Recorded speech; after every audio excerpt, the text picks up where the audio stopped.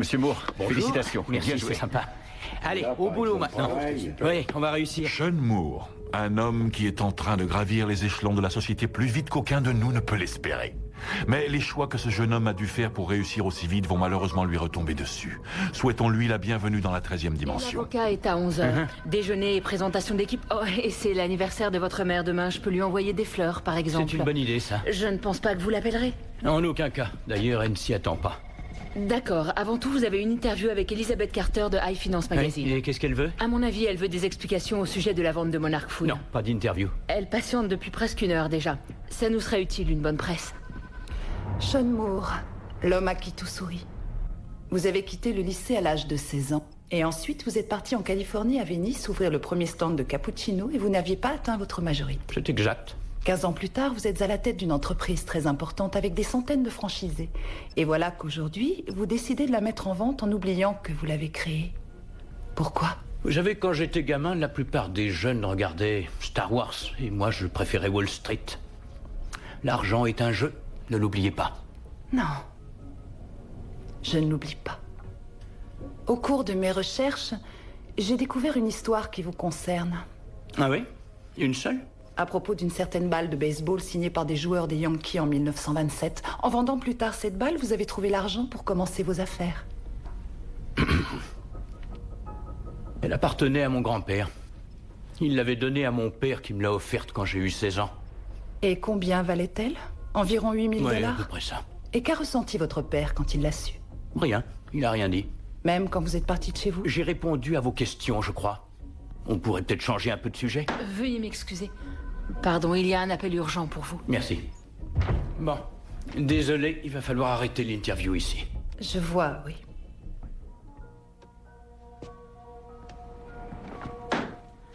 À voir la tête que vous faites, l'interview a dû être rude. Difficile de pas s'énerver, c'est une peste celle-là. On a de l'aspirine? Tiroir de gauche.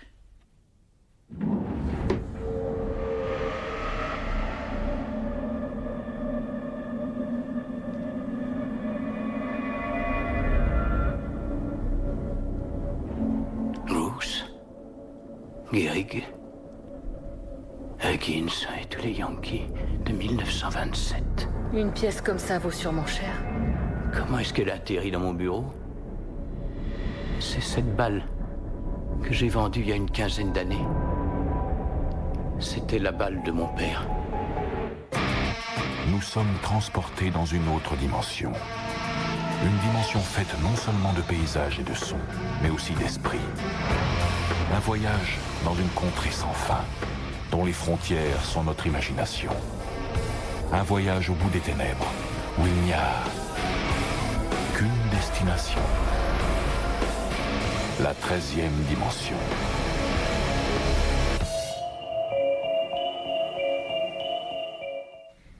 Elle n'a pourtant jamais été seule. Alors comment est-elle arrivée ici? Ça, je ne sais pas du tout. C'est pas normal, elle a bien été laissée là par quelqu'un.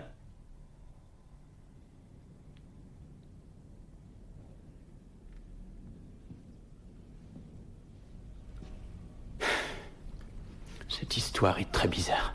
Quelqu'un a peut-être voulu vous l'offrir? Et je sais que c'est cette balle. Cette même balle que j'ai vendue il y a 16 ans. Je vais interroger les filles de la réception et essayer de savoir. Mais pour l'instant, les éditeurs attendent votre avis au sujet du film de présentation.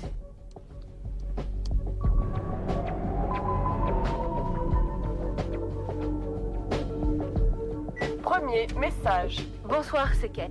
Bonne nouvelle, Ulrich vient de Genève pour assister à la présentation du film. Je sens que vous allez vendre Monarch Food plus vite que prévu. Oh, au fait, j'ai mené ma petite enquête au bureau. Personne ne sait rien à propos de la balle de baseball. À bientôt. Deuxième message. Bonsoir, c'est Elizabeth Carter de High Finance Magazine. Je pense que ce serait bien de parler à nouveau de votre passé. Coucou, c'est moi, Alicia. Je serai chez toi à 9h. J'ai vraiment hâte de te voir. Ça fait une semaine qu'on s'est pas vus. J'ai l'impression que ça fait une éternité. Tu me manques beaucoup. Je t'embrasse.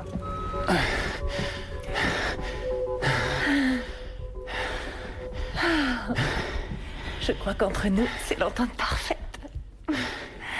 J'espère que j'ai pas réveillé les voisins. À quoi tu penses, mon amour?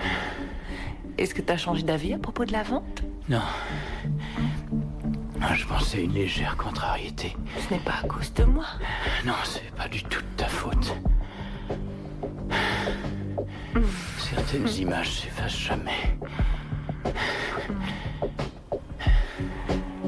Je t'aime, tu sais. Je me sentirais si seule sans toi.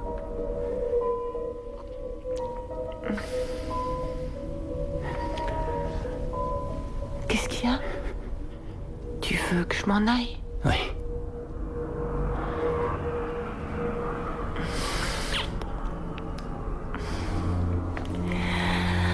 Il faudra quand même payer pour la nuit entière.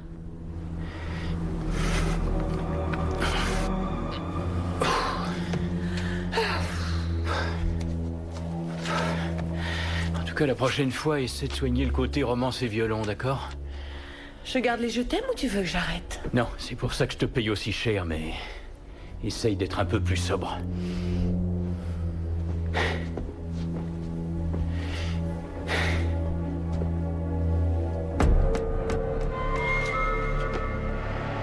Non, mais je rêve. Qu'est-ce qu'il y a?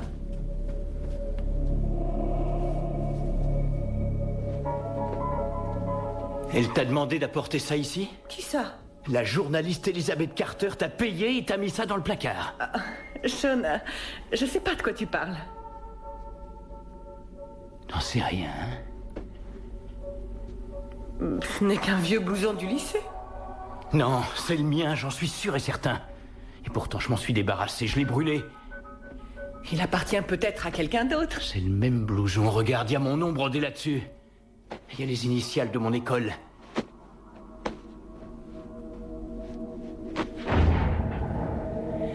Qu'est-ce qu'il y a? Oh non, c'est pas vrai, ça. Cette lettre, c'est Bess qui l'a écrite. Bess? Bess Wicker, c'était mon flirt au lycée. Tu sais ce qu'on dit? Le premier amour dure toujours. À la semaine prochaine. Sun, je t'expédie ton blouson que j'avais gardé. C'est décidé, je ne viendrai pas en Californie. J'aimerais oublier ce que tu as fait. J'aimerais oublier ce que tu as fait, mais c'est trop dur. Je t'aime, Sean. Je t'aime, Sean, et je t'aimerai toujours, pourrai pas te mais je ne pourrai pas te pardonner. Bess. Bess.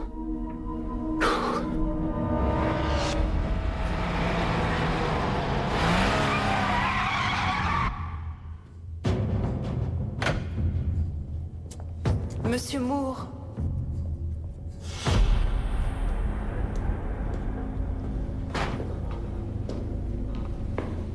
C'est bon. Allez, venez. Qu'est-ce que vous attendez de moi? J'ai pensé qu'on pourrait terminer notre interview. On s'en fout de l'interview. Je veux juste savoir comment vous avez fait. Comment j'ai fait quoi? Pour la balle.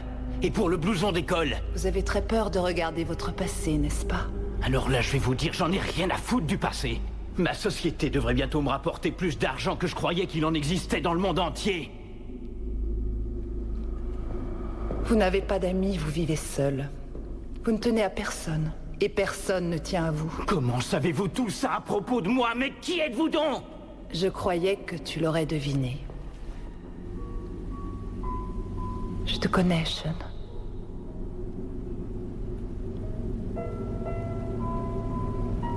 Bess.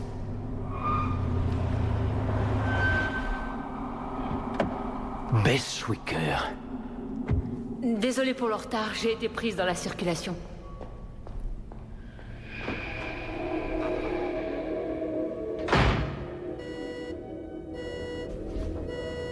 Il y a Kurt Brockman sur la 3, c'est le directeur général de High Finance Magazine. Brockman? Bonjour, Sean Moore. qu'est-ce que je peux faire pour vous? J'aimerais retrouver une journaliste de votre magazine.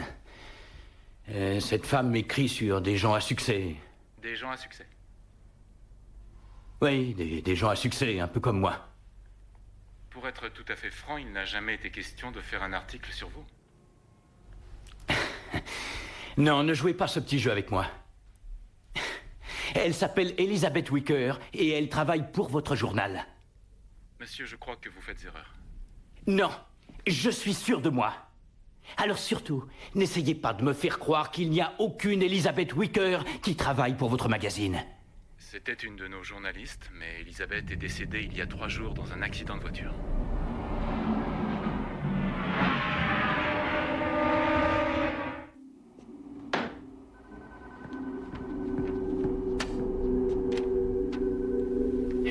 Ethan Wicker, Evanston, Illinois, en 1972.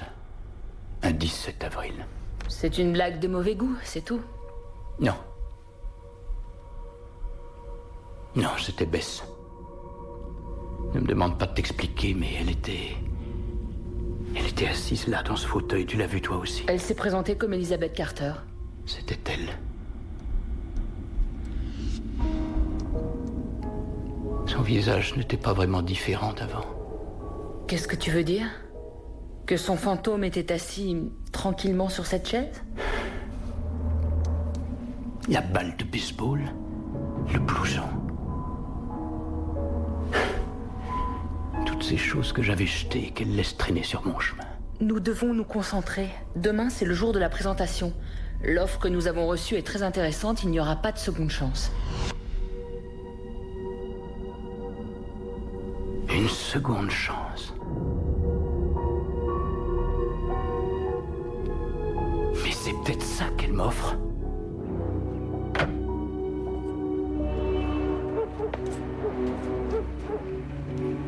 Maman!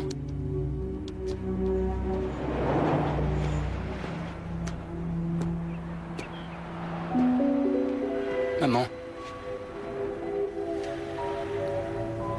Bonjour, Sean. Ça fait longtemps.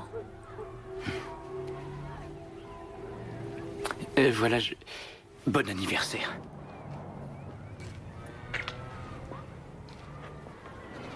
Tu pourras dire à ta secrétaire que les fleurs étaient magnifiques. C'est une vraie mère pour moi, tu sais. Tu as fait toute cette route et tout ça pour mon anniversaire? Est-ce que tu te rappelles de Bess Wicker? Bess Wicker? Bien sûr. Elle était si gentille. Tu as fait une grave erreur en laissant cette fille s'en aller. Oui. Je l'ai revue l'autre jour et elle m'a laissé ça pour toi. Je crois que ça lui tenait à cœur de te l'offrir. Tu te souviens, c'est la balle de papa. Mais comment est-ce que Bess l'a retrouvée? J'en sais rien. Est-ce que c'est important? Tiens, prends-la.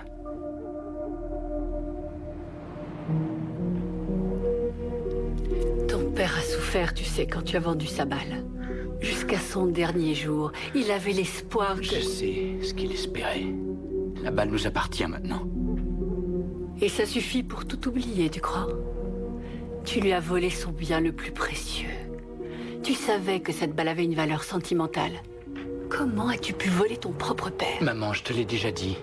Dans les années 80, l'argent coulait à flot. Il fallait bien que j'essaye de tenter ma chance. Écoute, tu as ce que tu voulais. J'espère que tu es heureux. Allez, prends la balle.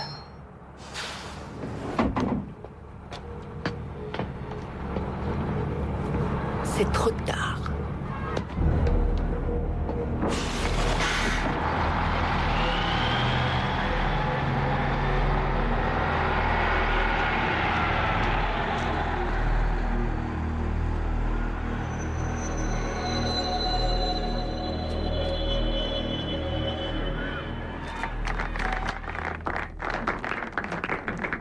En tant que principal fondateur et président de la société Moore, je crois qu'il serait très difficile de confier son futur à une quelconque multinationale.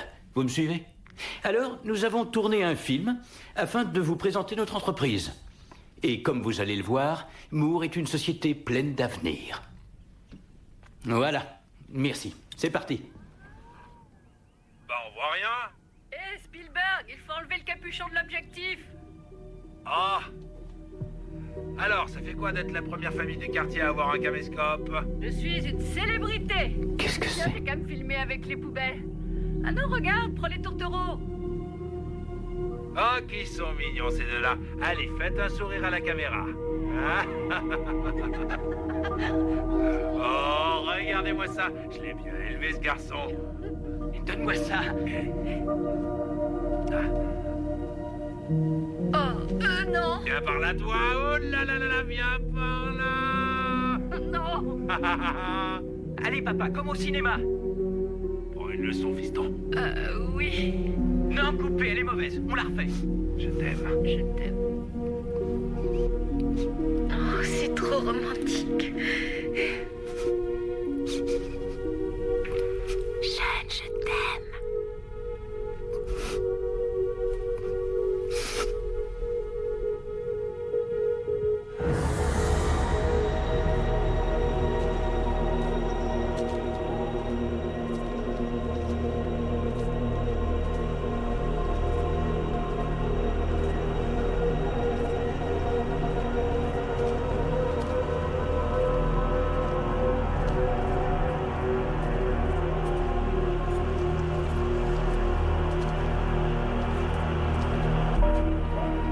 Bonjour.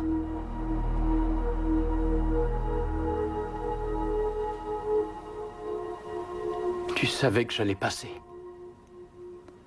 Non, non. Je l'espérais. Tu sais, je me souviens des projets qu'on faisait.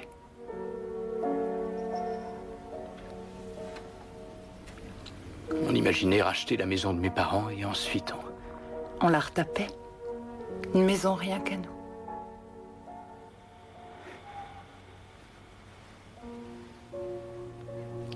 Bess, j'aimerais revenir dans le passé pour effacer mes erreurs.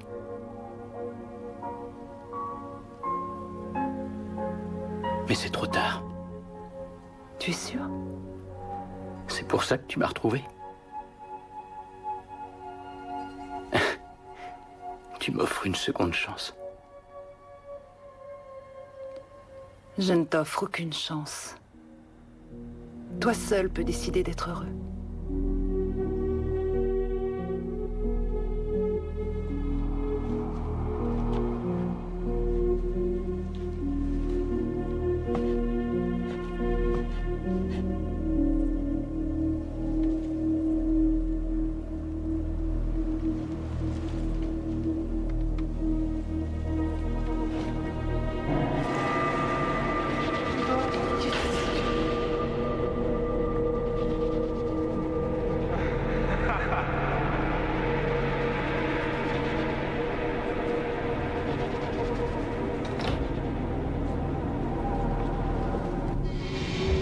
Alors, ça fait quoi d'être la première famille du quartier à avoir un caméscope?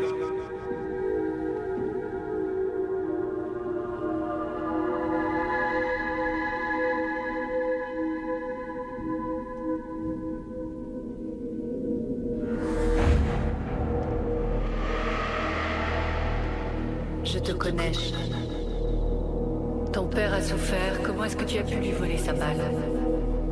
Oui, je m'en souviens.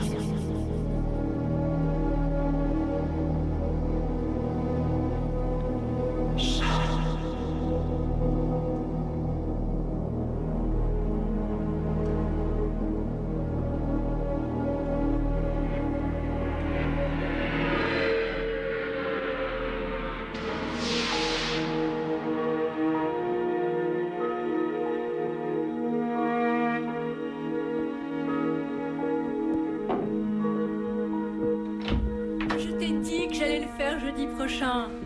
Non, t'avais dit cette semaine. Je t'assure. Allez, mamie, arrête de traîner. Fais attention à toi, papy. J'ai rien dit.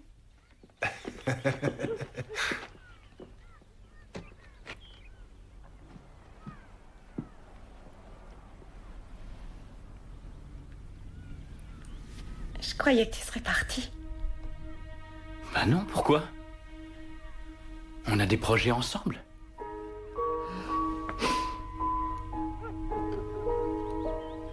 Maman, je vais manger un bout avec Bess. Peut-être qu'on ira au cinéma, ça te plairait? Dis-moi, fiston, tu veux un billet? Non, merci. J'ai ce qu'il faut, papa.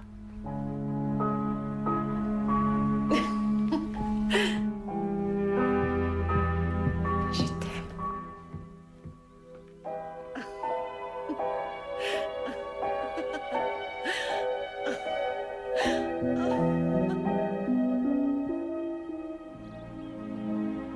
On a tous une vie prédestinée. Mais dites ça à Sean Moore, qui a échangé sa fortune contre un bien beaucoup plus rare. La chance de recommencer sans faire d'erreur et de réussir sa vie, enfin.